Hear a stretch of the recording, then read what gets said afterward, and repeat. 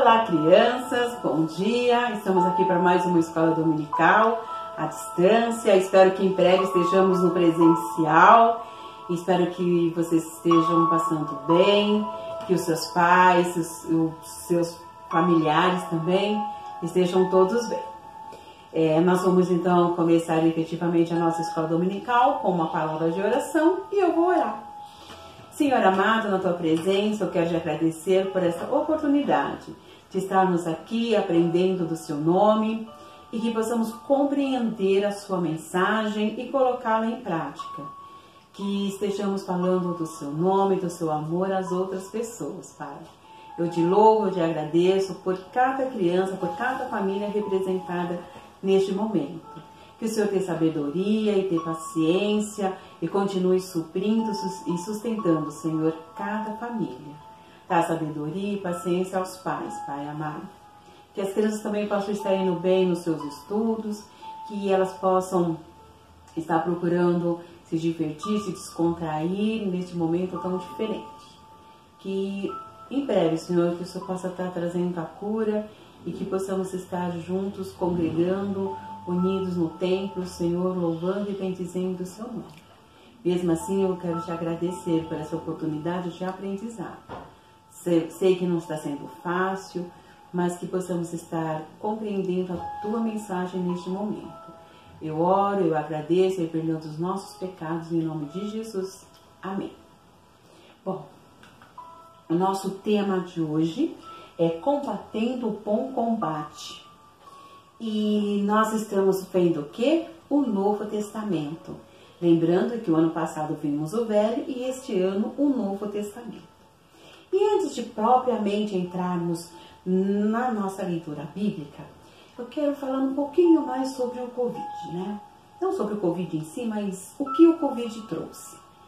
Talvez trouxe, assim, planos frustrados, às vezes aquela viagem tão planejada e tão almejada tenha sido cancelada, tenha sido desmarcada, né? Talvez não vá acontecer mais. E isso são planos que nós fazemos, né? E não é fácil, né, crianças? De fato, assim, é muito difícil a gente lidar com isso. Mas sabe, nós vamos ver hoje mais um pouco sobre algo assim de que alguém que o plano nunca é frustrado, de que o plano nunca está errado e de que pode aparecer o caminho mais torto que for, mas o objetivo vai ser alcançado. Nós às vezes achamos que, imagina, isso não vai estar certo, mas para este vai estar certo. E nós vamos ver ao longo da nossa história de quem nós estamos falando. Então, todos abrindo. Trouxeram a Bíblia? Bíblia, gente. Então, Novo Testamento, o livro é o livro de Atos, tá? Então, nós vamos ler a Bíblia no livro de Atos, Novo Testamento, capítulo 23, do 11 ao 24. Então, vamos juntos ler junto comigo, para quem não trouxe, vou facilitar a vida. Na noite seguinte, o Senhor, pondo-se ao lado dele, disse: coragem, pois do modo porque desse testemunho a meu respeito em Jerusalém, assim importa que também o faça em Roma. Quando amanheceu, os judeus se reuniram e, sob anátema, juraram que não haviam de comer nem beber enquanto não matassem a Paulo. Se você estivesse no presencial, ia estar todo mundo: ai, tia, o que é anátema? Quem sabe o que é anátema? Não está para responder, mas eu vou responder para vocês, né?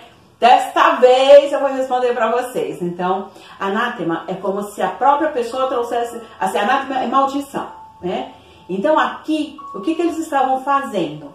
Eles estavam fazendo... É mais que um juramento, né? Então, assim, a palavra anátema é mais que um juramento.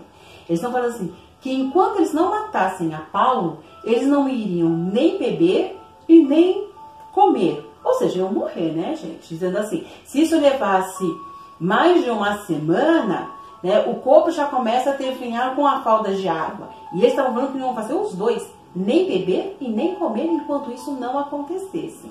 Então, isso que é um anátema, tá? Então, assim, é algo que traz, assim, é uma maldição. Então, eles estão firmando que, assim, que eles estavam prontos até morrer se não fizesse isso com Paulo, tá? Então, aqui, vamos voltar ao nosso texto. É assim, ó. Eram mais de 40 o que entraram nessa conspiração. Então, vejam só, mais de 40 pessoas estavam incomodadas com Paulo. E o que Paulo fazia, gente? Exatamente. Ele pregava o evangelho.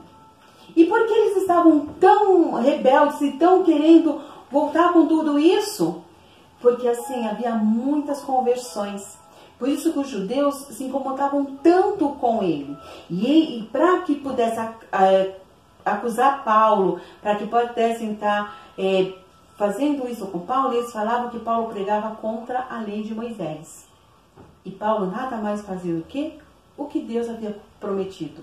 Eles estavam falando o quê? Sobre o cumprimento da promessa de Deus.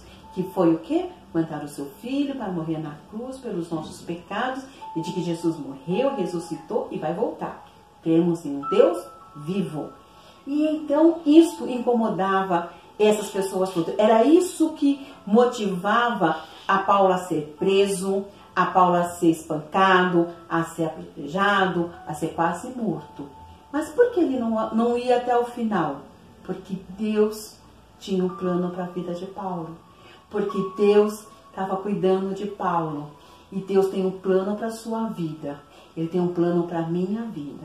Ele tem um plano para cada um de nós. E o plano de Deus não pode ser frustrado. Ele vai acontecer no tempo dele, no tempo certo, no tempo que ele determinou. Tudo acontece. E ele vai arrumar a forma para que isso aconteça. E sabe, teve mais, ó. Esses, indo ter com os principais sacerdotes e anciãos, disseram: juramos sobre anátema não comer coisa alguma enquanto não matarmos Paulo. Agora, pois, notificai ao comandante, juntamente com o sinédrio, que vou-lo apresente como se estivesseis para investigar mais acuradamente a sua causa. E nós, antes que ele chegue, estaremos prontos para assassiná-lo. Mas o filho da irmã de Paulo, tendo ouvido a trama, entrou na fortaleza e de tudo avisou a Paulo. Então este, chamando um dos centuriões, disse: leva esse rapaz ao comandante, porque tem alguma coisa a comunicar-lhe. Tomando-o, pois, levou ao comandante, dizendo: o preso Paulo, chamando-me, pediu-me que trouxesse à tua presença esse rapaz, pois tem algo que dizer-te. Tomou-o pela mão o comandante e, pondo-se à parte, perguntou-lhe: que tens a comunicar-me?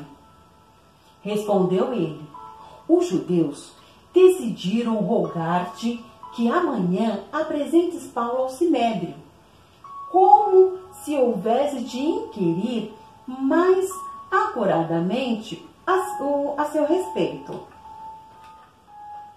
Tu, pois, não te deixes persuadir, porque mais de 40 entre eles estão pactuados entre si sobre anátema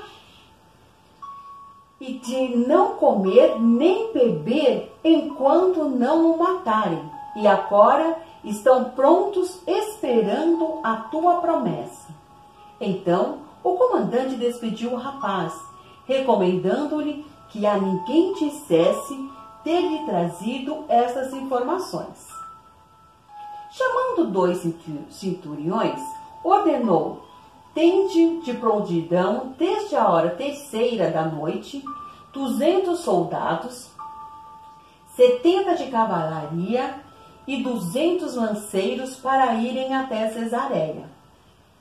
Preparai também animais para fazer Paulo montar e ir com segurança ao governador Félix.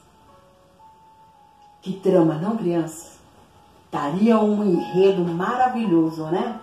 Olha que história, imagina essa história. Que lindo, né? Você vê como nós percebemos que o mundo lê a Bíblia. Porque nós não já vemos, será em algum lugar, uma história parecida com essa, sobre traição, sobre trama, sobre conspiração, né? Nós às vezes vemos em filmes, às vezes, infelizmente, vemos na vida real também. Então, nós aí perguntamos assim, o que isso tem a ver com a minha vida? E se eu falar que você faz parte dessa história? Que nós estamos inseridos nessa história? Sabe, talvez alguns de vocês já tenham passado por discriminação por ser cristão, por ser isolado por ser cristão, por não ser escolhido por ser cristão. E sabe, ficamos chateados, ficamos tristes às vezes, mas nós temos que ter na nossa mente que nós temos a certeza de que Deus está conosco. Nós podemos estar tristes, podemos estar chateados por acontecer isso conosco, mas Deus nos ama e Ele está cuidando de nós em todos os momentos. Então, crianças, não esqueçam de quando vocês estiverem passando por alguma provação, por alguma chateação, lembre que nós temos um Deus que nos ama tanto que foi capaz de mandar o seu único filho para morrer na cruz pelos nossos pecados. Nós temos que aceitar Jesus como nosso Salvador. Nós temos que pedir para Jesus vir morar conosco no nosso coração. E aí o Espírito Santo habitando em nós vamos ter o consolo e a certeza e a calma de sermos escolhidos filhos de Deus. E sabem, nós vemos aqui na história de Paulo, o cuidado, nós vemos aqui tão próximo, tão de perto, Deus levando ele no colo, pegando ele pela mão às vezes.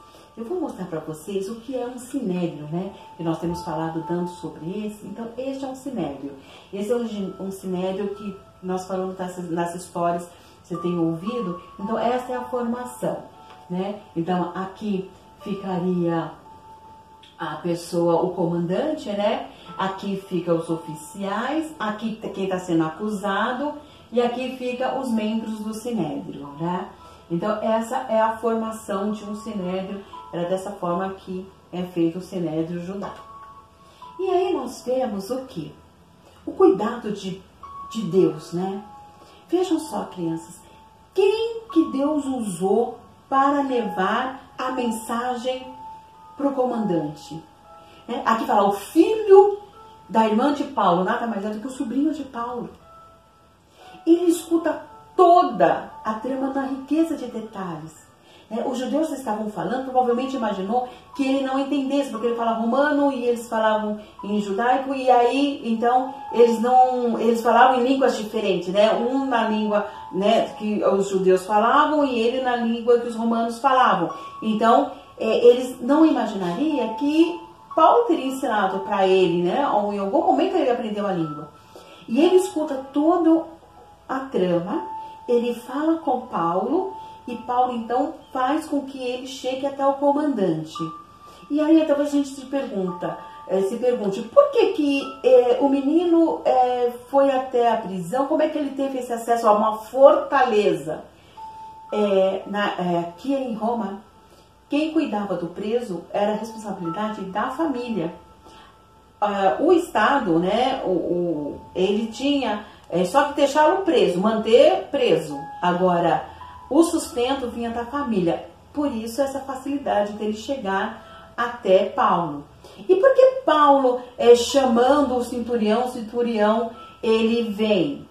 Porque Paulo, a cidadania dele é romana. E Roma, nessa época, crianças, eles estavam dominando o mundo. Ele era a potência do momento.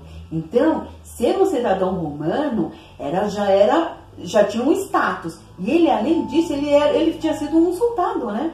Então, ele tinha um prestígio porque ele tinha cidadania romana. Por isso, essa facilidade toda. Aí nós vemos o quê? Como Deus conduz as coisas, né? Quando Deus... Porque Paulo poderia ter tido uma outra nacionalidade. Mas o que Deus estava programando é que ele levasse a palavra dele para Roma. Então, por isso que ele foi lá, e aí nós começamos a entender, né, por que ele escolheu Paulo, aí escolheu o sobrinho de Paulo, e aí então ele vem e conta para o comandante. Vocês viram, vocês conseguiram fazer a conta? Foram o quê? 470 pessoas? Será que é isso? E aí ele monta uma comitiva. Sabe, crianças, quando Deus está no controle, ele movimenta um exército para cuidar do seu filho. Nós tínhamos mais de 400 pessoas para cuidar de uma pessoa. Mas era uma pessoa que evangelizava. É uma pessoa que levava o evangelho aos outros. Sabe? Hoje ainda continua tendo perseguição. Nós temos missionários sendo perseguidos. Nós temos missionários sendo mortos pelo amor de Deus, por pregar Jesus. Será que você está preparado para isso? Será que estamos preparados para passar por essa provação? Paulo, ele era açoitado, ele apanhou, ele foi preso várias vezes, mas nem por isso ele deixou de falar sobre o que Deus havia feito. Ele não deixava de falar de que Deus prometeu e cumpriu a sua promessa. Ele não deixava de falar. Ele falava no Sinédrio? Sim. Falava na prisão? Também. Escreveu essas cartas maravilhosas que nos orienta. É para isso que a Bíblia serve, gente. Ela não é um livro de história só. Ela é para a gente ver o que aconteceu, como aconteceu e o que nós podemos fazer. Um manual? Pode ser um manual também, mas nós encontramos tudo aqui na palavra de Deus. Sabe quando é tudo? Nós encontramos o consolo, resposta para um monte de perguntas que talvez a gente... onde vou? Nós vamos encontrar aqui na Bíblia. E o que nós não encontramos, que é a soberania de Deus, nós não vamos entender, só vamos poder entender lá na glória. E aí então, nós vemos o plano de Deus. O que Deus escreve lá no primeiro versículo que nós lemos, que ele ia para Roma. Ele estava onde? Em Jerusalém. Já deu a primeira saída. Ele estava em Jerusalém e essa comitiva toda estava levando ele para Cesareia. O rumo dele é essa toda a trajetória para chegar em Roma. E ele vai chegar, porque Deus está no controle, porque Deus está com ele.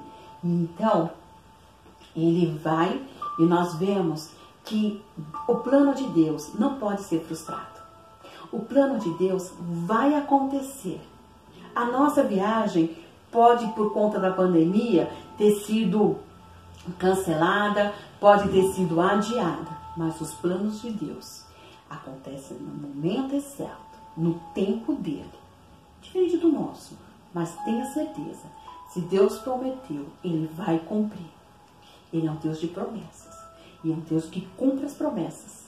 Ele não é só um Deus que só promete, não. Ele cumpre. E isso nós temos que ter bem claro em nosso coração, na nossa mente. Quando alguém vier questionar a Deus, se Deus existe ou não existe, você tem que ter certeza, ele existe sim. Ele mandou o seu filho para morrer na cruz pelos nossos pecados. E ele vai voltar. Aqui nós temos mais uma coisa.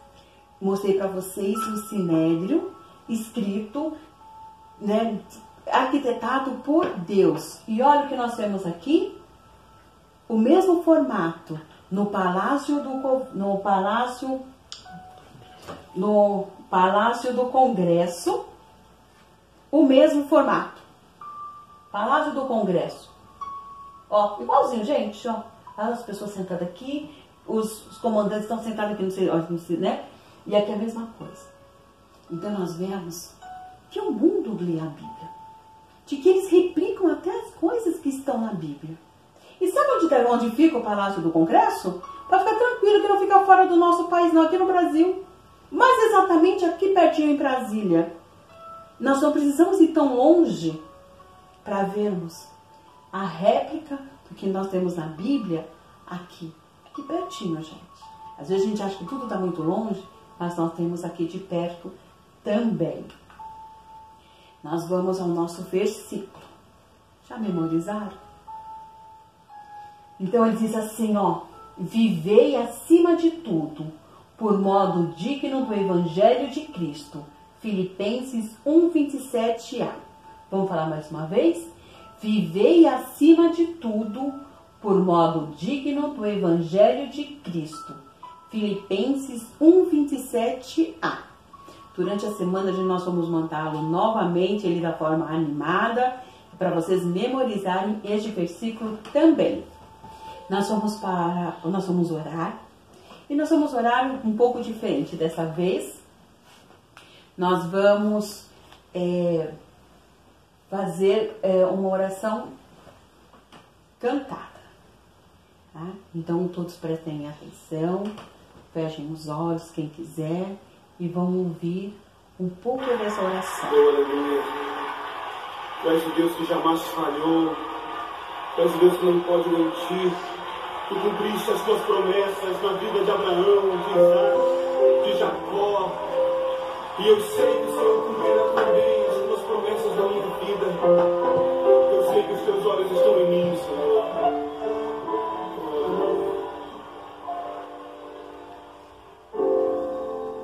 Sei que os teus olhos sempre atentos permanecem